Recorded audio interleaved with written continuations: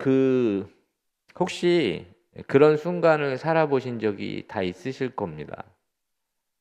기도를 하는데 아무 일도 일어나지 않는 시간들.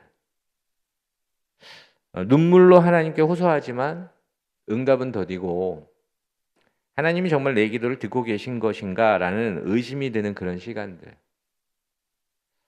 하나님은 여전히 살아 계시고 나를 잊지 않고 계신다는 것을 알지만 삶 속에서 느껴지지 않는 하나님. 기도 가운데 답하지 않으시는 것 같은 하나님을 경험할 때가 있습니다.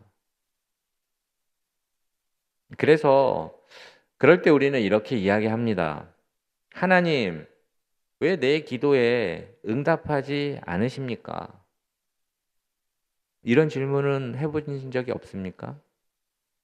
네, 우리 많이 합니다. 하나님, 왜 내 기도에 응답하지 않습니까? 언제까지입니까? 라는 그런 질문을 하게 됩니다. 사실 우리가 읽은 이 시편 13편의 이 다윗이 고백한 내용입니다. 여호와여, 어느 때까지입니까? 나를 잊으셨습니까? 나를 영원히 잊으셨습니까? 어느 때까지 주의 얼굴을 내게서 숨기시겠습니까? 라는 그 말씀. 그래서 여러분, 시편 13편 1절에는 이렇게 다윗이 고백하는 내용이 나오는데 그것이 바로 이것입니다. 여호와여 어느 때까지니까 나를 영원히 잊으셨나이까? 주의 얼굴을 나에게서 어느 때까지 숨기시겠나이까? 여러분 이 다윗의 마음이 느껴지십니까? 하나님 언제까지입니까? 하나님 왜 내 기도와 간구에 응답하지 않으십니까? 라는 그의 호소입니다. 지금 이 다윗은 이 시편의 내용을 살펴보건대 하나님이 보이지 않는 시간을 지금 통과하고 있습니다. 그는 자신이 버림받은 것 같은 그 고통을 이야기하고 있는 겁니다. 하나님이 얼굴을 돌리신 것 같은 그 침묵, 몸과 감정이 무너지는 그 우울함들, 그리고 외부의 공격들은 계속됩니다. 자신을 대적하는 그 원수들의 조롱. 다윗은 목숨을 잃을 수도 있는 도망자의 삶을 지금 살고 있습니다. 어둡고 축축한 동굴에서 하나님 어디 계신가라는 질문은 그를 매일 붙들었을 겁니다. 하나님 어디 계십니까? 이 고백을 하는 다윗의 눈빛을 한번 여러분 상상해 보십시오. 홀로 앉아서 두 손으로 얼굴을 감싸고 숨죽여 흐느끼는 그의 모습을 상상해 보십시오. 그래서 다윗은 하나님께 질문을 쏟아냅니다. 여호와여 언제까지 나를 잊으시겠습니까? 언제까지 나에게 얼굴을 숨기시겠습니까? 언제까지 나의 영혼이 근심하여 종일 마음에 슬퍼해야 합니까?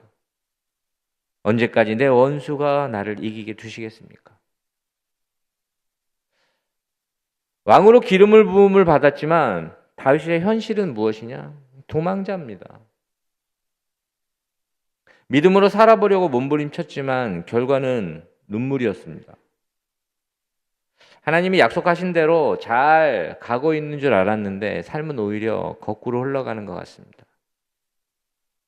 여러분 그런데 제가 왜 이 시편에 주목하냐면 우리도 이런 일을 겪는 일들이 너무 많습니다. 우리도 이런 일들을 겪고 있습니다.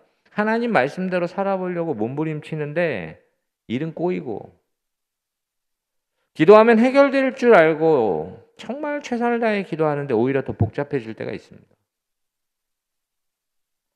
그때 우리도 하나님께 질문합니다. 하나님, 언제까지입니까? 하나님, 왜 내 기도에 응답하지 않으십니까?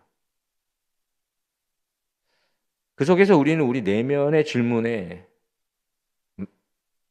우리 자신이 흔들리게 됩니다. 우리는 나는 지금 잘 가고 있는 걸까라는 질문과 만나게 됩니다. 이런 현실 속에서 나는 지금 내가 가고 있는 길이 맞는가? 나는 지금 잘 가고 있는가? 이 질문이 사실 우리의 마음을 흔들어 버립니다. 그때 우리는 정말로 우리 자신이 잘 가다가도 나 정말 잘 가고 있는 건가? 나 진짜 맞는 길을 가고 있는 건가? 이게 맞습니까? 라는 질문. 여러분, 그러나 그때 우리가 기억해야 되는 것이 무엇이냐면 침묵을 느끼는 그 순간이다 할지라도 그것이 하나님의 부재를 이야기하지 않는다는 전제를 여러분이 잊지 마십시오. 여러분, 그 침묵의 시간이 하나님과 당신이 지금 함께 있지 않는다는 것을 의미하지 않습니다. 그분은 여전히 당신을 사랑하고 함께 하십니다. 그 순간, 그 침묵의 시간은 무엇이냐? 그분이 당신을 기다리고 계시는 시간입니다. 당신이 함께 계시는 하나님을 볼 수 있을 때까지. 당신이 함께 하시는 하나님을 느낄 수 있을 때까지. 사실 우리는 어느 때까지입니까? 라는 그 질문에 어디에 초점이 맞춰져 있냐면 나의 기다림에 초점이 맞춰 있습니다. 언제까지입니까, 하나님? 그러나 하나님께서 우리에게 알려주고 싶은 것이 무엇이냐면 우리가 하나님을 기다리는 것보다 하나님의 기다림이 더 간절하다는 겁니다. 하나님은 우리가 그 하나님께서 우리를 기다리시는 그것을 깨닫기를 원하고 지금 이 순간에 나와 함께 하시는 하나님을 발견함으로 비록 현실은 힘들다 해도 다시 일어나길 원하는 그 간절함으로 우리를 기다리고 계시는 분이 우리 하나님이십니다. 여러분, 다윗의 고백은 그 부분을 우리에게 보여주고 있는 겁니다. 이 다윗의 고백은 어느 때까지입니까? 라고 끊임없이 하나님께 질문을 쏟아내지만 그는 그것으로 끝내지 않습니다. 그는 시편 13편 5절 말씀이 나올 텐데 여러분, 이 말씀은 우리 한 목소리로 읽어보도록 하겠습니다. 나는 오직 주의 사랑을 의지하여 싸우니 나의 마음은 주의 구원을 기뻐하리이다. 아멘. 그가 무너져버린 자신의 심령 속에 하나님의 사랑을 의지해서 다시 일어나려고 지금 꿈틀거리고 있는 겁니다. 여러분, 저는 그러나 이것이 믿음의 여정이다라고 여러분들에게 소개합니다. 여러분, 믿음의 여정은 눈물에서 찬양으로, 절망에서 신뢰로 나아가는 여정이 믿음의 여정입니다. 뜻대로 되지 않아도 하나님을 신뢰하며 다시 일어나는 여정이 믿음의 여정입니다. 지금 여기 계신 여러분들에게도 하나님은 그렇게 우리가 현실은 비록 힘들다 할지라도 다시 일어나기를 기다리고 계시는 하나님, 우리와 함께 하시는 하나님을 발견함으로 그 하나님의 사랑을 의지하고 상황이 아니라 하나님께 소망을 두기에 우리가 다시 일어나기를 하나님은 지금 간절하게 기다리고 계십니다. 그렇기에 우리가 다시 일어나기 위해서 우리는 오늘 기억해야 될 부분들을 저는 여러분들과 나누고자 하는데, 여러분, 우리가 꼭 기억해야 되는 것은 무엇이냐? 상황이 아니라 하나님 말씀 안에서 살아가야 한다는 것을 잊어버리면 안 됩니다. 여러분, 하나님이 침묵하시는 것처럼 느껴지는 그 순간에 여전히 하나님은 여러분들과 함께 하십니다. 그것이 하나님의 부재를 이야기하는 것이 아닙니다. 그때는 어떻게 우리가 그것을 받아들여야 되느냐? 그 침묵하시는 것처럼 느껴지는 그 순간은 하나님의 말씀을 더 붙잡길 원하시는 하나님의 기다림이라는 겁니다.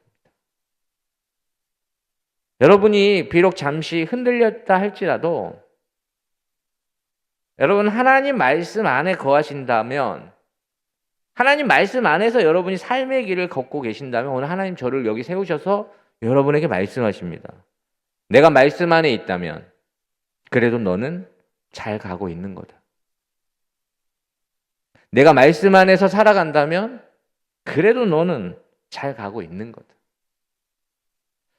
여러분, 시편 13편은 굉장히 짧지만 인간의 내면을 가장 깊이 담은 시입니다.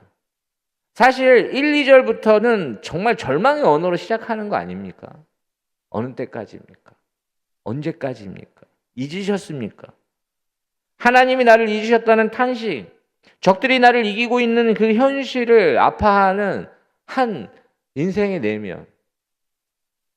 그런 절망으로 시작한 이 시편이지만 다윗은 그 순간 자신에게 가장 필요한 것이 무엇인지를 깨닫고 하나님께 구하는 것이 시편 13편 3절 말씀입니다. 제가 받들어 읽으면 여호와여 내 하나님이여 나를 생각하사 응답하시고 나의 눈을 밝히소서. 아멘. 여러분 이 간구는 시력을 회복하게 해달라는 간구가 아닙니다. 다 아시지 않습니까? 눈을 밝혀달라는 이야기가 시력을 회복하게 해달라는 이야기가 아니라 여러분 믿음의 눈을 다시 뜨게 해달라는 겁니다. 상황 너머에 계신 하나님을 다시 볼 수 있게 해달라는 간구입니다.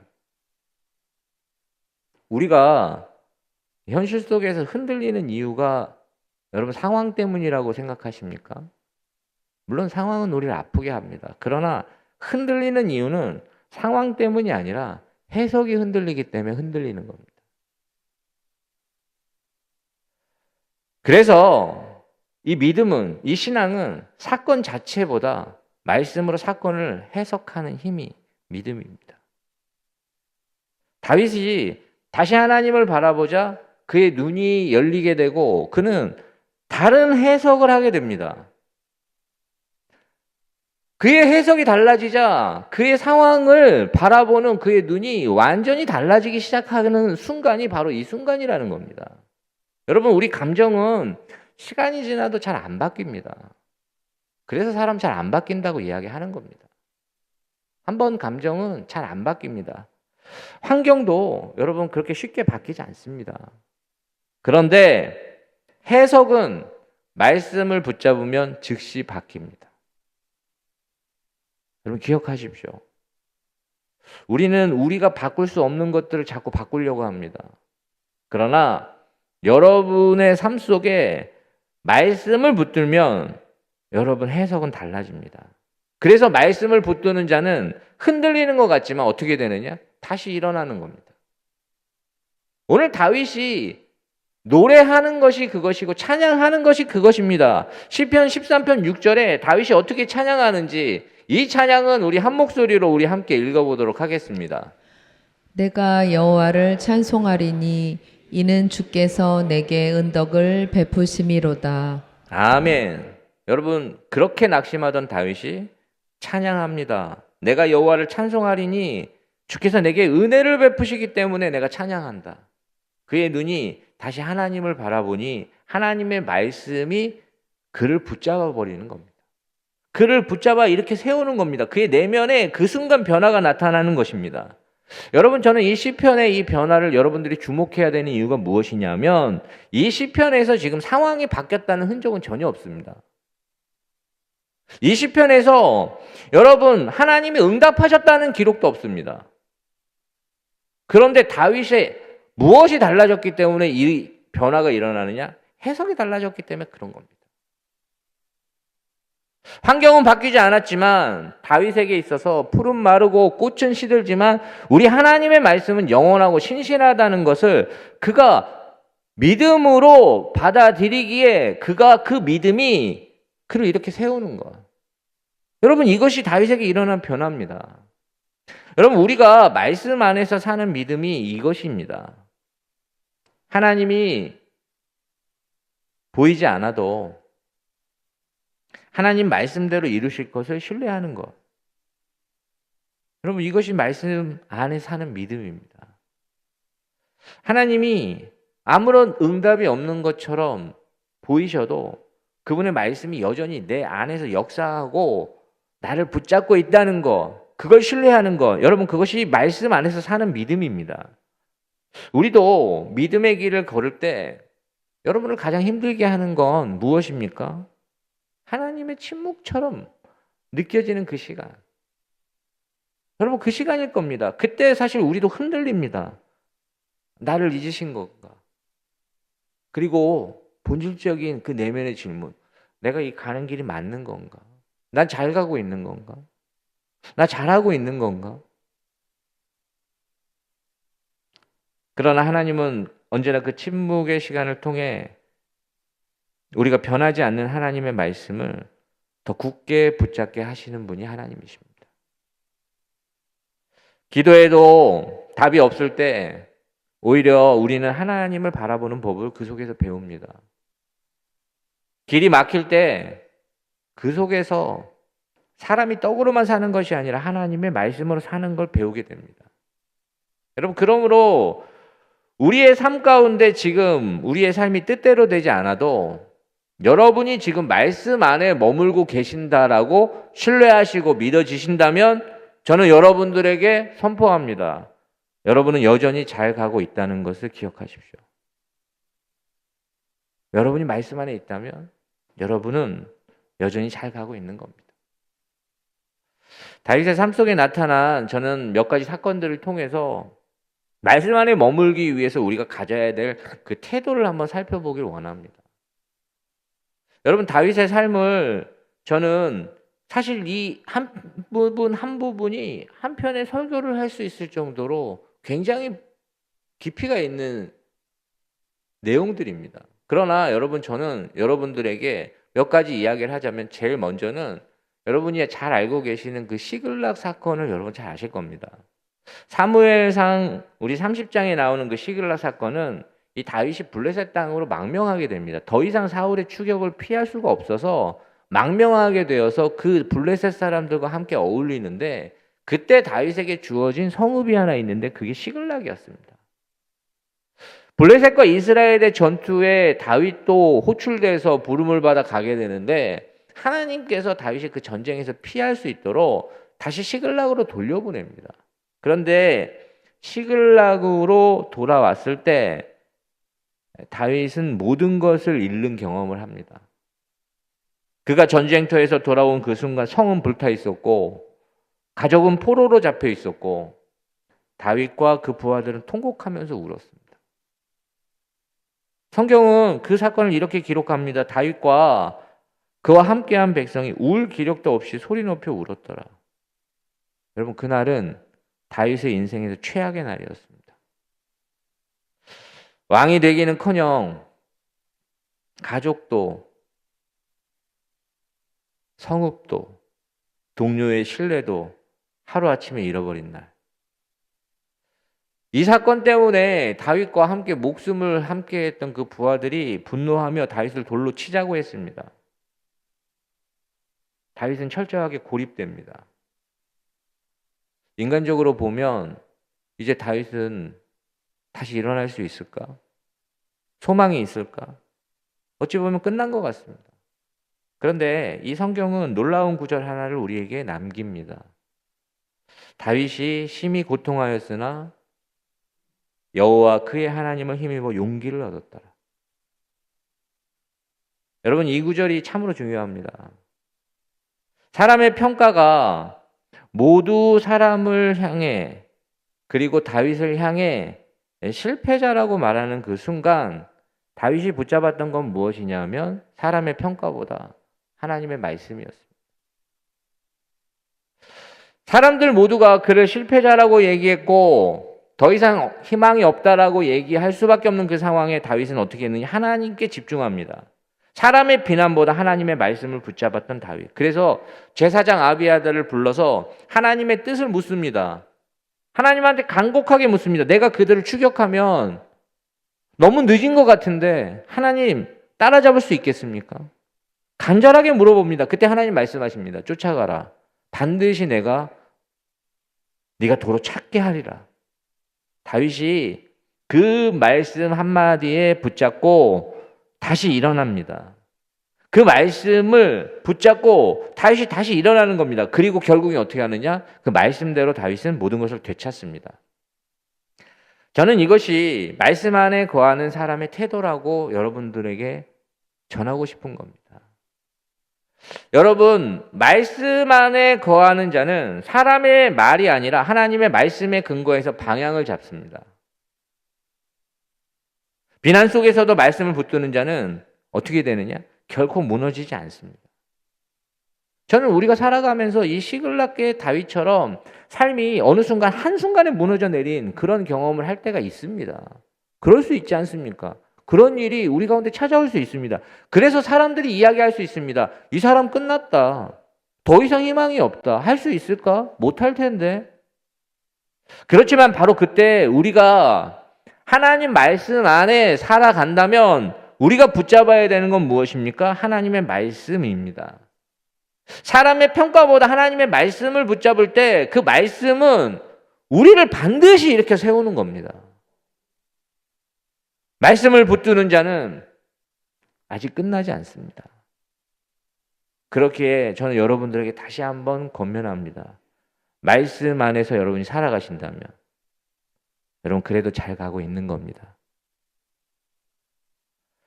두 번째 여러분들과 나눌 사건이 있는데 그 사건은 무엇이냐면 사무엘상 24장에 나오는 이 다윗이 사울을 죽일 수 있었던 그 사건입니다. 여러분 다윗은 엔게디 그 동굴에서 이 사울을 죽일 수 있는 순간을 맞이합니다. 그러나 여러분 하나님 말씀 안에 거하는 자의 태도는 무엇이냐? 하나님이 하실 수 있는 일을 자신이 앞서지 않는 겁니다. 엔게디 동굴에서 사울이 우연히 그 동굴 안으로 들어오게 되고 그는 혼자였습니다. 그래서 그 부하들이 속삭입니다. 이건 하나님이 주신 기회입니다. 하나님이 원수를 당신의 손에 넘기셨습니다. 지금 실행하십시오. 이제 이 지긋지긋한 도망자의 생활을 끝낼 수 있습니다. 정말 하나님께서 주신 기회입니다.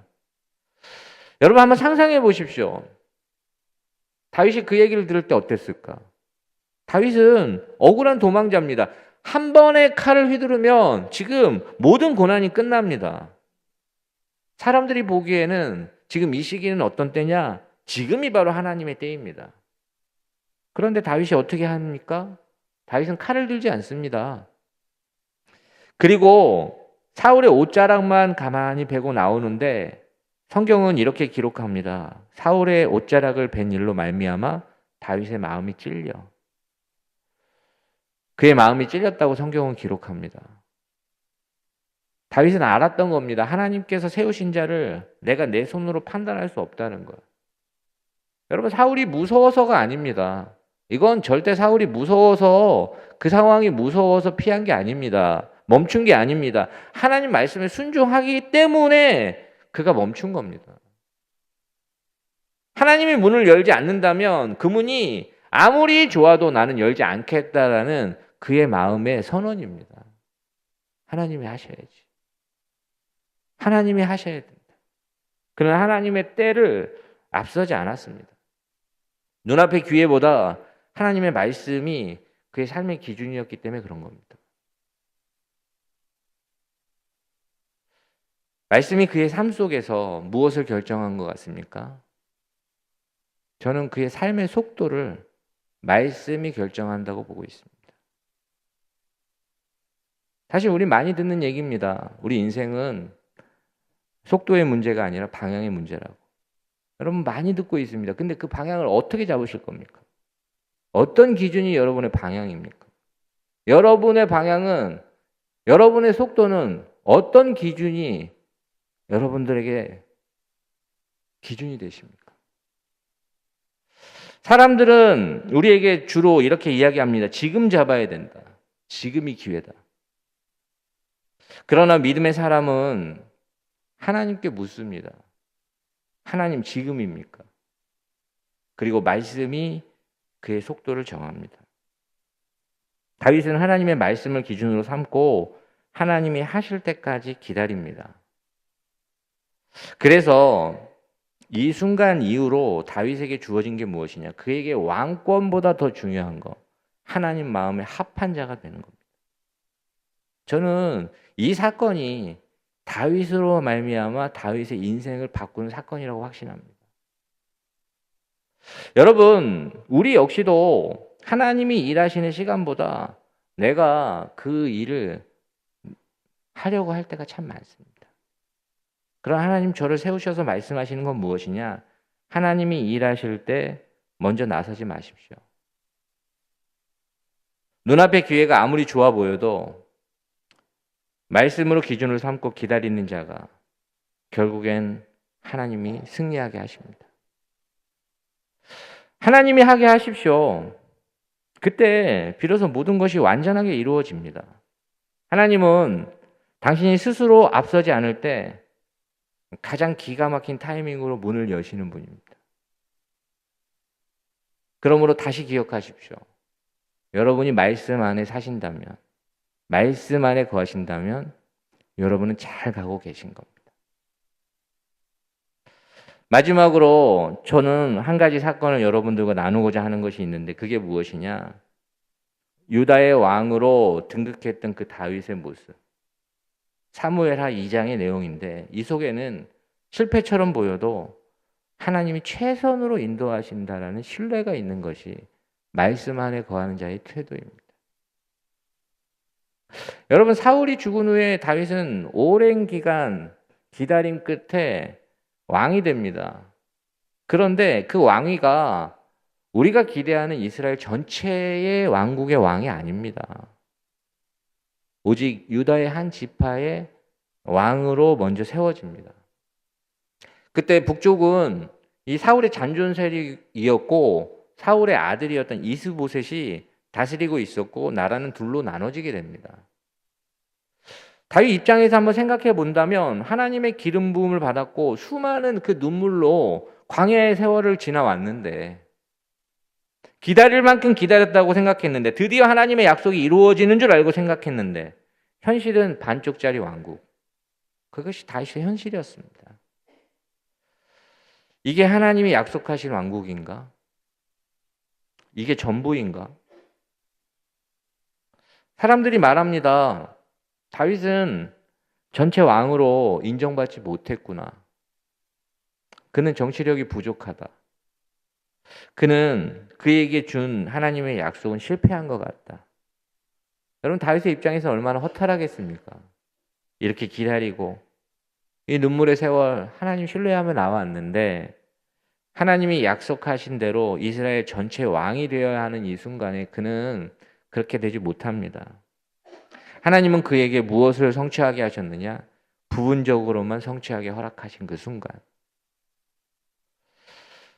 저는 그러나 이 순간이야말로 하나님이 보이지 않는 곳에서 다윗을 위해서 일하고 계시는 순간이라는 것을 여러분들이 깨닫고 보길 원합니다. 여러분, 유다 왕으로 세워진 그 시기, 전 이스라엘이 하나의 통합된 왕국의 왕을 기다리고 있는 그 시기, 이 시기는 다윗이 내면의 성숙을 준비하는 시간이었고 그는 그 시간 동안 하나님은 그에게 무엇을 알게 하셨느냐?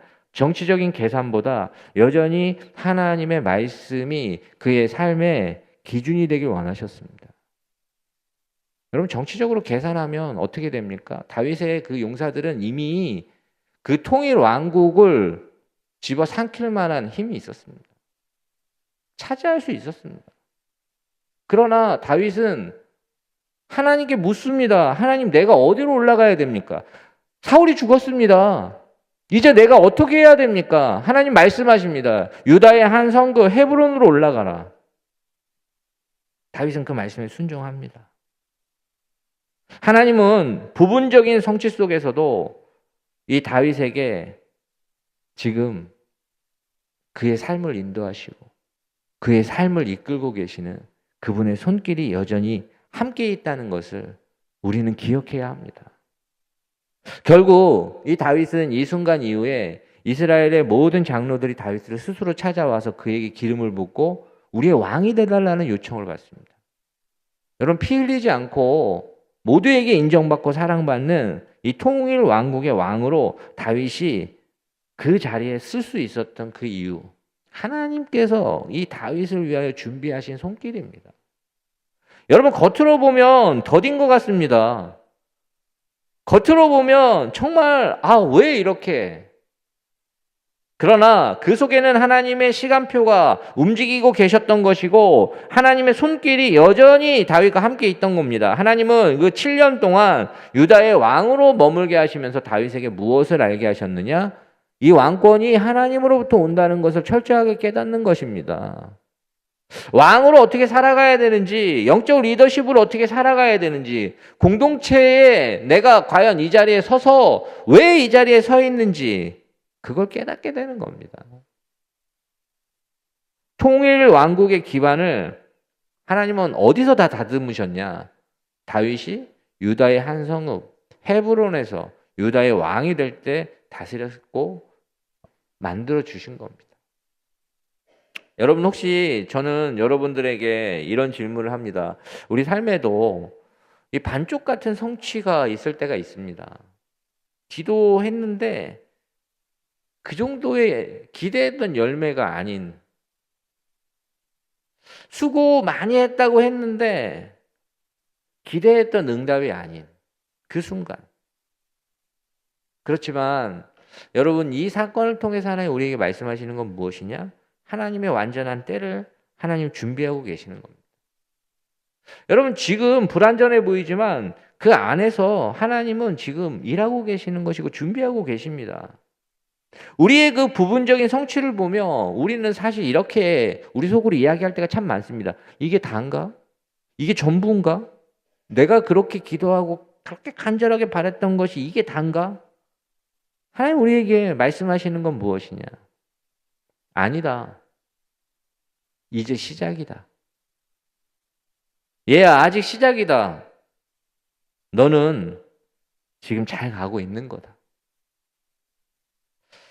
그러므로 우리의 삶 속에 어떠한 일이 일어나든 실패처럼 보여도, 속도가 느려도, 더디 이루어지는 것 같아도, 우리 인생의 문이 반밖에 열려 있지 않은 것 같아 보여도 여러분, 한 가지 기억하십시오. 여러분이 말씀 안에 있다면 여러분 그래도 잘 가고 있는 겁니다. 지금 실패처럼 보여서 낙심할 수도 있습니다. 그러나 낙심하지 마십시오. 하나님 여전히 여러분들과 함께 계시며 여러분들 위해 준비하고 계십니다. 우리가 볼 수 없는 곳에서 여러분의 그 믿음을 만지고 계시고 여러분이 말씀을 붙잡길 기다리고 계십니다. 삶이 뜻대로 되지 않아도, 기도의 응답이 늦어져도 하나님은 여러분의 걸음을 멈추지 않게 하십니다. 여러분 계속 갈 수 있게 하시는 겁니다. 오늘 다윗의 삶을 보십시오. 그는 시글락에서 무너졌지만 어떻게 일어납니까? 하나님의 말씀으로 일어납니다. 그는 사울을 죽일 수 있었지만 그 자리에서 멈춥니다. 어떻게 멈출 수 있습니까? 그 일생일대의 기회를. 하나님의 말씀을 기준으로 삼았기 때문에 그는 하나님의 때를 기다렸습니다. 유다의 왕으로 세워졌지만 그는 실망하지 않습니다. 여전히 하나님의 말씀과 약속을 신뢰했습니다. 이 모든 과정을 통해서 저는 우리가 알아야 되는 게 무엇이냐? 다윗이 한 나라의 왕으로 끝나는 것이 아니라 지금 다윗이 얼마 전 사람입니까? 그러나 그는 하나님의 마음에 합한 자로, 메시아의 조상으로, 하나님이 사랑하는 자로 우리에게 기억된다는 것을 잊지 마십시오. 여러분, 우리가 지금 겪고 있는 이 실패와 지연, 침묵과 기다림, 결코 하나님의 부재를 이야기하지 않습니다. 이 시간은 우리에게 헛된 시간이 아닙니다. 하나님이 우리를 빚으시는 과정입니다. 그러므로 저는 오늘 예배 가운데 저와 여러분들이 이렇게 고백하길 축원합니다. 하나님, 내 뜻대로 되지 않아도 여전히 신뢰합니다. 하나님, 내 뜻대로 되지 않아도 여전히 신뢰합니다. 하나님이 함께 하신다면 저는 믿습니다. 그래도 내가 잘 가고 있다는 것을. 여러분, 말씀 안에 있다면 결국 하나님이 여러분들을 최선으로 인도하실 겁니다.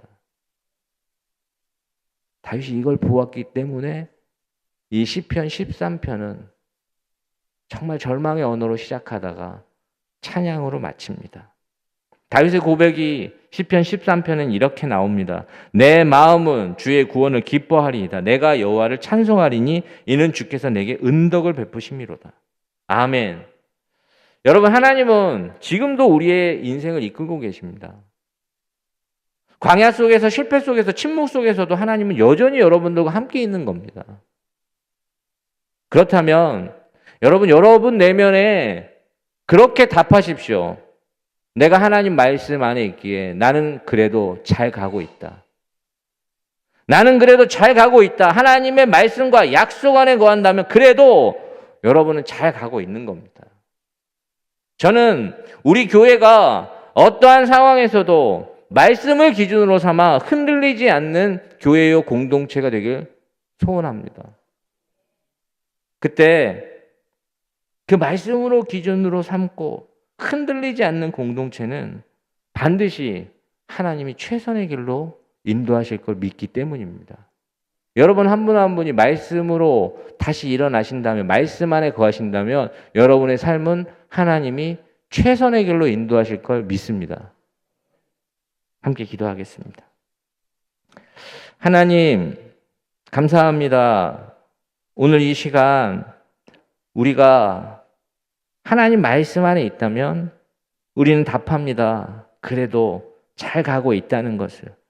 우리는 깨닫습니다. 그래도 잘 가고 있다는 것을. 오늘 우리의 삶 속에 이 답을 할 수 있는 한 분 한 분의 삶이 되게 하여 주시고, 여전히 하나님을 신뢰하는 그 믿음이 오늘 이 순간 우리를 일으켜 세우는 은혜가 경험되게 하여 주시옵소서. 예수님의 이름으로 간절히 기도드리옵나이다. 아멘.